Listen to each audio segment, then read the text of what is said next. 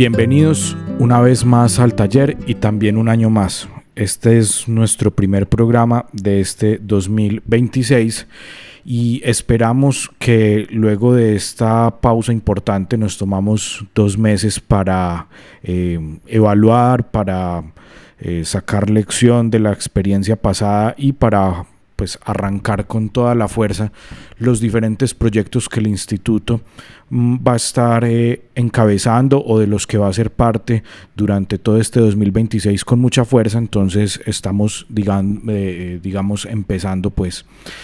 Entonces para nosotros es un gusto estar otra vez aquí con ustedes.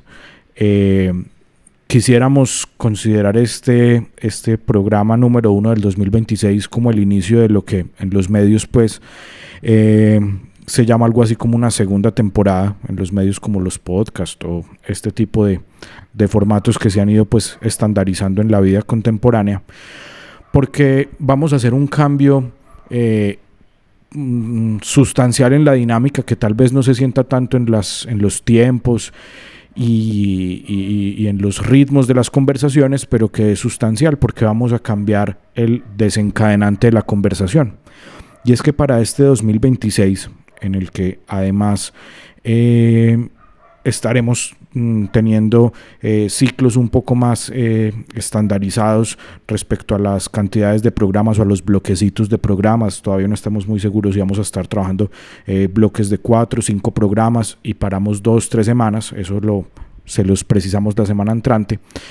Todo este año vamos a estar trabajando ya no sobre preguntas que yo traiga, que vaya meditando en el transcurso de la semana, sino que yo voy a hacer la tarea de traerle a Ernesto algún pasaje que pueda estar relacionado con la vida de la escuela.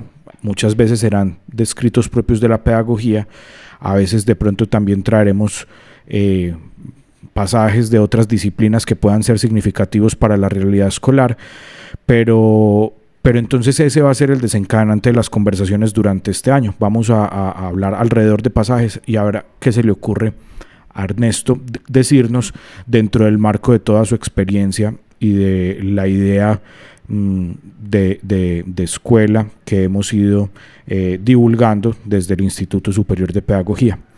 Entonces, no siendo más, Ernesto, te doy el saludo con el pasaje que quiero que conversemos hoy. Y es el pasaje es de un libro que se llama Homo Ludens de Huizinga. Él es holandés, si no me falla la memoria, usted me corregirá ahorita, y hace un tratado muy juicioso sobre el juego, en muchos sentidos, qué significa eso para el hombre a nivel antropológico, pero también a nivel del sujeto específico. Bueno, y traigo hoy un pasaje que Ernesto conoce y que seguro tendrá mucho que decirnos. Y es allí donde Huizinga dice: el juego es una acción o ocupación libre que se desarrolla dentro de unos límites temporales y espaciales determinados, según reglas absolutamente obligatorias, aunque libremente aceptadas, acción que tiene su fin en sí misma y va acompañada de un sentimiento de tensión y alegría y de la conciencia de un ser de otro modo que en la vida corriente. Bueno, no quiero sesgar el comentario, pero yo tengo como un contraste con otro pasaje y otro pensador que hemos conversado aquí, pero primero quiero escucharte, Ernesto, saludando y tus primeras comentarios o tus primeros apuntes sobre este pasaje concreto, y si nos da el tiempo te comento cuál es de pronto la tensión que yo siento con otro pensador que hemos comentado antes en este espacio. Sí, lo primero es eso, ¿no? Confirmar, sí, es Johan Huizinga. Él es un gran intelectual de la segunda mitad del siglo pasado, del siglo XIX. Bueno, de antes de la guerra, pero ya Homo Ludens es del año 57 tal vez. Y ese libro, ese tratado, porque es un tratado muy singular. No tiene, ni en la propia obra de Huizinga ni en sus contemporáneos es como como una joya solitaria, el Homo ludens. Desde el principio, desde el hecho de que en los años ya prácticamente 60 todavía use el título en latín. ¿Y por qué eso es es todo un programa justamente de investigación y de reflexión? Homo ludens en latín es una invocación activa. No lo podemos traducir el juego en el hombre o el hombre jugador no tenemos en los idiomas romances una manera de decirlo con la fuerza que se dice Homo ludens. Ludens es activo y es estructural, es caracteriológico. Entonces, yo llego a ese libro después de haber postulado la didáctica del juego. Y la didáctica del juego está fundamentada en lo que podríamos decir la mirada psicoanalítica del mismo fenómeno de Huizinga. Pero ¿qué es el aporte? Y en ese pasaje en particular queda claramente definido la frontera que Huizinga nos entrega, que es antropología, la frontera con la psicología de Winnicott y Winnicott y el gringo, Erikson. La teoría del juego que nosotros, en realidad es de la psicología, de la metapsicología freudiana, Winnicott y Erikson. Nosotros con el abordaje metapsicológico freudiano de Winnicott inicialmente y de Erikson posteriormente como culminación, con eso nosotros postulamos, porque no es que construimos, sino que postulamos y empezamos a investigar ya en el aula nuestra didáctica del juego. Pero justamente en desarrollo de esa investigación, que es muy temprana, en los años 2000 y pico, entonces escalamos literalmente hasta Huizinga, hasta Homo ludens. Y por favor, repíteme porque yo soy malo para pero es que ese es el párrafo de entrada de ese libro. Y ahí marca la frontera después de la cual no se sale, él se queda en el terreno de la antropología. Y para nosotros es una ampliación fundamental del campo conceptual. Bien, entonces la leo nuevamente enterita. Sí, porque es léela incluso frase por frase y verás. El juego es una acción o ocupación libre que se desarrolla dentro de unos límites temporales y espaciales determinados. Una acción u ocupación libre. ¿A qué se refiere esa libertad? Que no se refiere a que no tenga reglas, por eso lo aclara.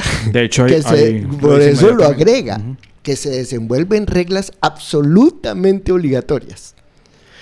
Pero, comillas, ahí hay un comillas, él no pone comillas, libremente aceptadas. ¿Sí? El juego,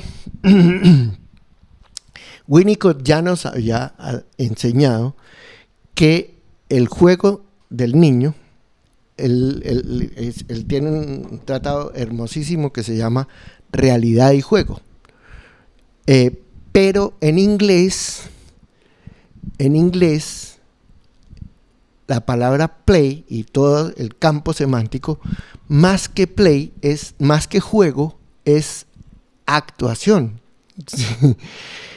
Entonces, bueno, pero en realidad y juego, Winnicott ya nos había enseñado que el niño vive en un mundo típicamente de transición, no está ni en la realidad ni en la fantasía, sino en el juego, ¿cierto? Pero eso es desde la metapsicología. Lo que aquí nos enseña Huizinga es, no señor, el juego es una estructura antropológica, pero ojo, él a renglón seguido él advierte, el juego es anterior a la cultura, es creador de cultura y anterior en la escala biológica. Y él invoca, mire a los gaticos jugando, mire a la mama de los gaticos enseñándoles a hacer gaticos vía juego, ¿cierto? Y entonces es una ocupación libre. Esa libertad se refiere, eso ya sí toca entrar a fondo en el texto de Huizinga, pero en general en el estudio antropológico, en la antropología no en la antropología filosófica, sino en la antropología de campo, la paleoantropología.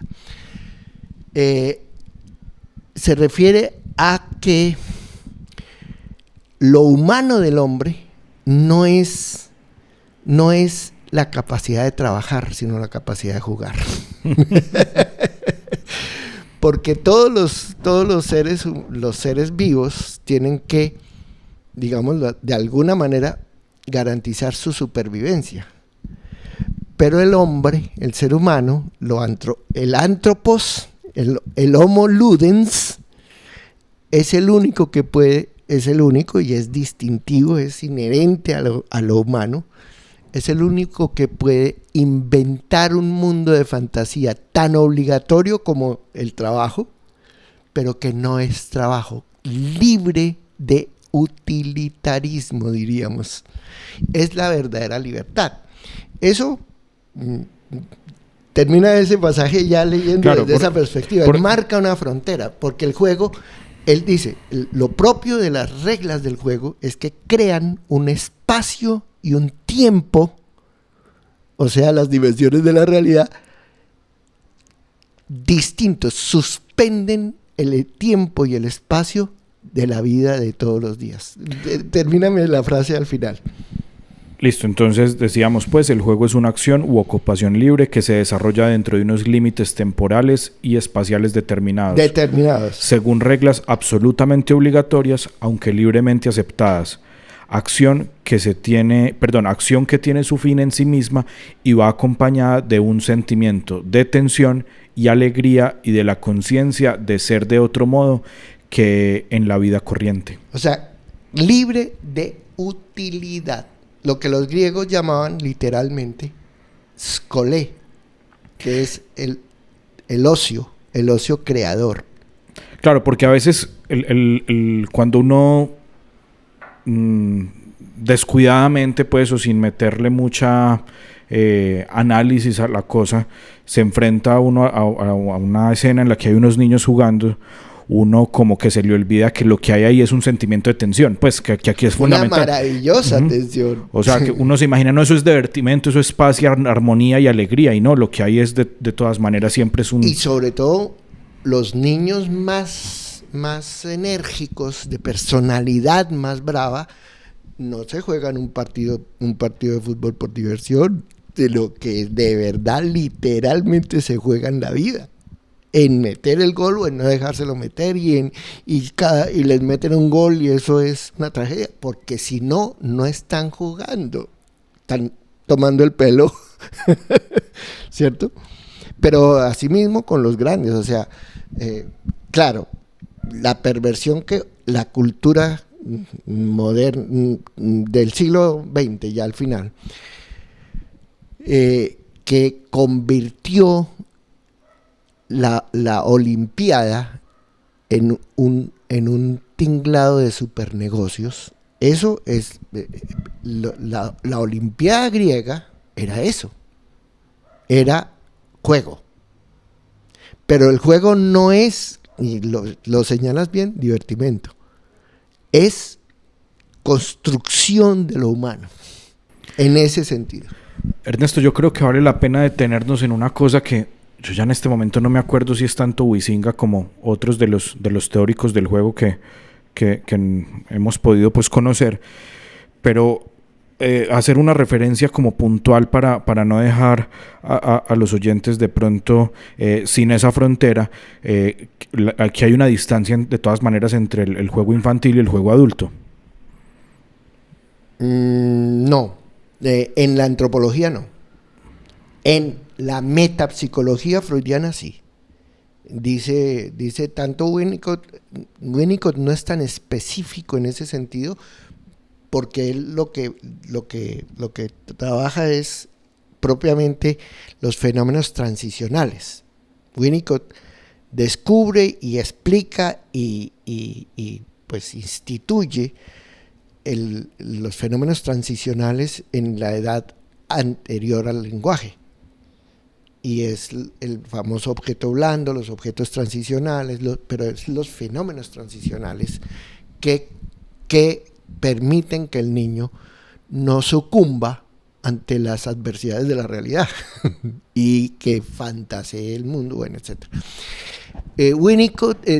Erikson es el que sí trabaja específicamente, bueno, y lo dice, yo soy malo para memorizar los textos, pero dice más o menos así: el juego infantil, que es del que yo estoy hablando, no es lo mismo que el juego del adulto. El niño que juega pasa a otro mundo. El adulto que juega simplemente descansa. Pero desde el punto de vista antropológico, no. Voy a ponerte un caso concreto, ¿sí? Las fiestas patronales, ¿sí? Uh-huh. Eso es un juego, antropológicamente hablando, desde la perspectiva de Huizinga. Eso es juego, eso es lo característica del ser humano. Ustedes nunca van a ver, no había visto a los perros celebrando una fiesta patronal, por inteligentes que sean, ni a los caballos gozándose unas navidades. Todo eso son los fenómenos del juego, que en donde reposan efectivamente, desde el punto de vista antropológico, ¿no? En donde reposa literalmente dos cosas: la fantasía y la creatividad. No es cierto que la creatividad tenga nada que ver con la disrupción, sino con imaginarse uno a sí mismo otro, sin renunciar a ser el que es. Muy bien. Y ya para ir cerrando, pues porque nos quedan pocos minutos, no quisiera dejar de hacer la comparación o la tensión que yo traía en la cabeza, porque creo que puede ser significativa para reafirmar aún más la importancia del estudio de Huizinga. Y me quiero remitir entonces a Dewey, ¿cierto? Porque, pues, o sea, Dewey no lo dice de esta manera, pero si hay algo en lo que es enfático en su obra, es que la escuela no es charlandito. O sea, la escuela no es lo voy a usar entre comillas porque justo la escuela no es un jueguito, la escuela la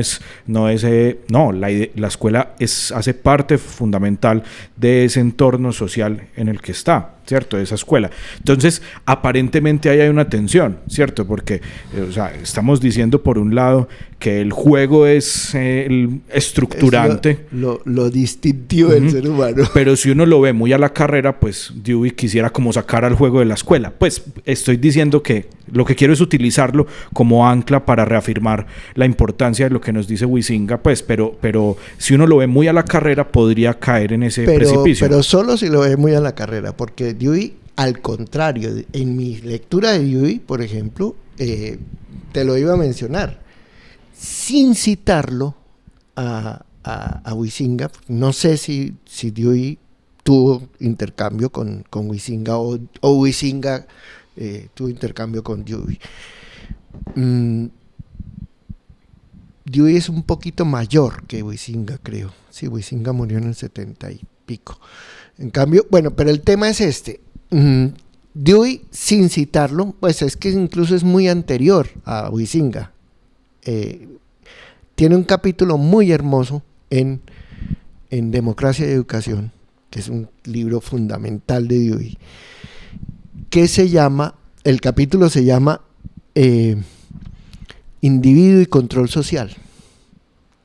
Y empieza más o menos con la siguiente tesis.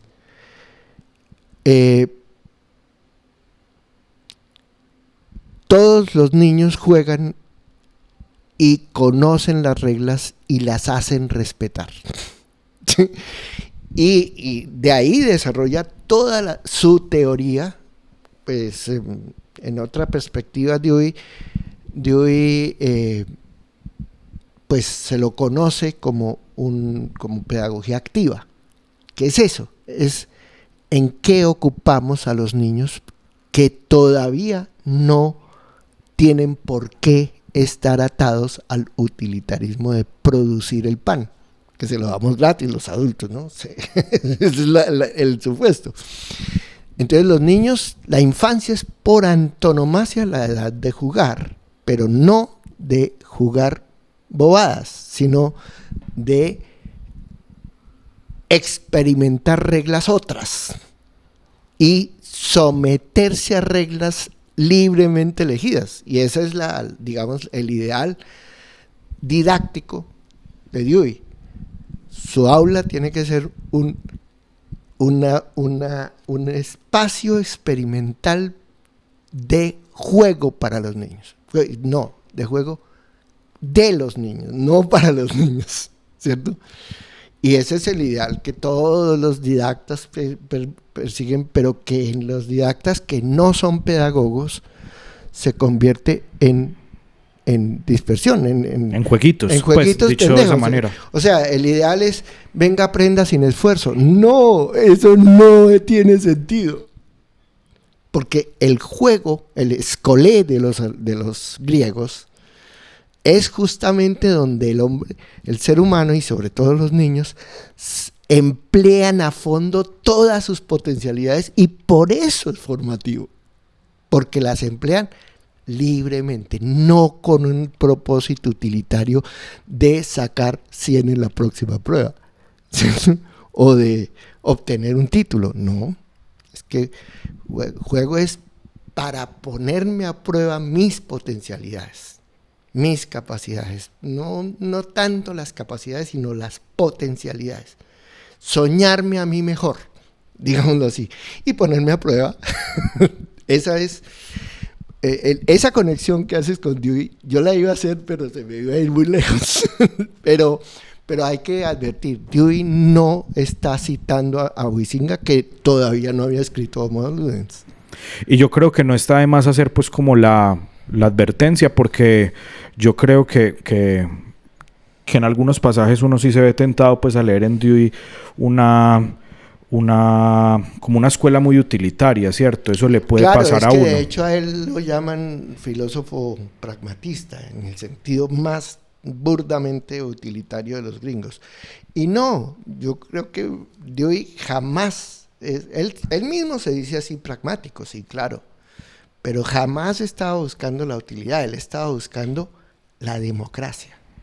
Y la democracia es un juego, necesariamente. Tiene que ser un juego, reglas libremente elegidas, pero absolutamente obligatorias, en que yo creo un espacio y un tiempo otro de la realidad diaria. Y que generan un sentimiento de tensión, por ahí derecho. Y de felicidad, de esperanza, para ser más exactos. Exacto. Bueno, Ernesto, yo sabía que con este pasaje le iba a picar la lengua de inmediato, entonces estoy seguro que por eso fue que se le pasó pues como saludar la temporada y esto. No sé si quisiera hacer algún comentario respecto a los proyectos o algún anticipo de algunas de las cosas que estemos haciendo. Si no, las dejamos ahí para el segundo programa y las utilizamos de gancho. Sí. Sobre todo por el tiempo. Ustedes discúlpenme que haya entrado tan directo, pero tienes razón, me conoces bastante bien y me ibas a picar de entrada. Muy bien.